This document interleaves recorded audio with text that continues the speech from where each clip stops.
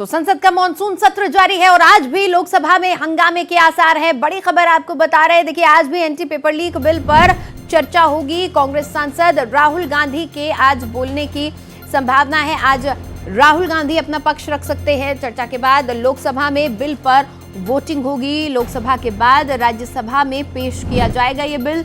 आज संसद के मॉनसून सत्र के दौरान लोकसभा में एंटी पेपर लीक बिल यानी कि पब्लिक एग्जामिनेशन संशोधन विधेयक 2026 पर दोबारा चर्चा होगी और इसके बाद वोटिंग कराई जा सकती है। केंद्रीय मंत्री जितेंद्र सिंह की तरफ से पेश किए गए इस बिल पर मंगलवार को बहस पूरी नहीं हो सकी। इसी चर्चा को आज आगे बढ़ाया जाएगा। मंगलवार को दोपहर 2 बजे से रात 11 बजे तक करीब 9 घंटे तक इस बिल पर चर्चा हुई। लेकिन अब भी कई सांसदों का बोलना बाकी है, इसीलिए आज सुबह 11 बजे से जब संसद शुरू होगी तो दोबारा इस पर बहस जारी रखी जाएगी। मेरे सहयोगी प्रशांत त्यागी हमारे साथ सीधा जुड़ चुके हैं, उनसे हम बातचीत करेंगे इसको लेकर।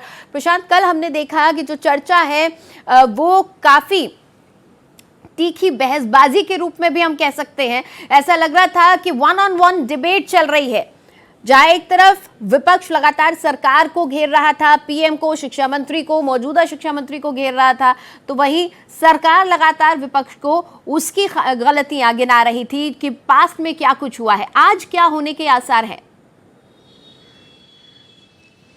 जी तो देखिए 11 बजे दोनों सदनों की जो कार्रवाई है वो शुरू होगी और ऐसा ही अंदेजा है कि जो लगातार लोकसभा राज्यसभा में अमित शाह के बयान को लेकर बात की जा रही है वो भी बात आज आपको दिखाई देगी। और 12 बजे से जो है आज जो पब्लिक एग्जामिनेशन बिल है उसके ऊपर चर्चा संभव है। देखिए 9 घंटे की 8:30 से 9 घंटे की चर्चा जो है अब तक हो चुकी है और जो सरकार ने समय तय किया था वो 6 से 8 घंटे का किया था। तो आज कल भी कांग्रेस पार्टी के नेताओं ने गुजारिश की है parliamentary affair minister Kiren Rijiju से कि जो इस चर्चा का समय है उसको बढ़ा दिया जाए।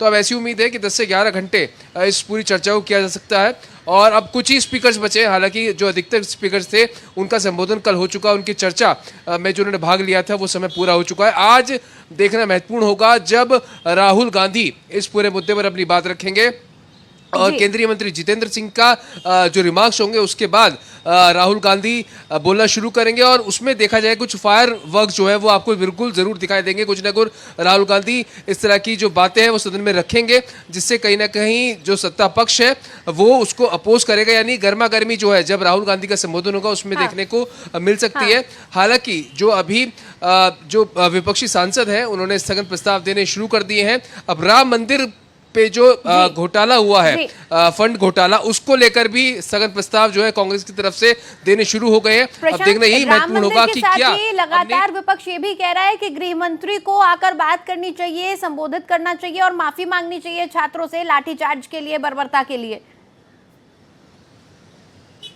जी बिल्कुल, देखिए लगातार इसी बात का जिक्र किया जा रहा है और कल भी हमने वो तस्वीर देखी जब 11 बजे सदन की कार्रवाई शुरू हुई तो लगातार जो विपक्षी सांसद हैं वो अमित शाह के बयान को लेकर नारेबाजी करते रहे कि अमित शाह आए लोकसभा राज्यसभा में बयान दे कि आखिरकार जो छात्रों में 20 तारीख को लाठीचार्ज पैलेट गन का जो इस्तेमाल हुआ था वो किसके कहने पर हुआ था, ऐसा आदेश क्यों गृह मंत्रालय की तरफ से दिया गया, इस पूरे मामले पर बयान दे, अपनी सफाई दोनों सदनों के अंदर रखे। हो सकता है कि आज भी इसी तरह की जो नारेबाजी है, मांग है विपक्षी सांसदों के द्वारा देखने को मिले।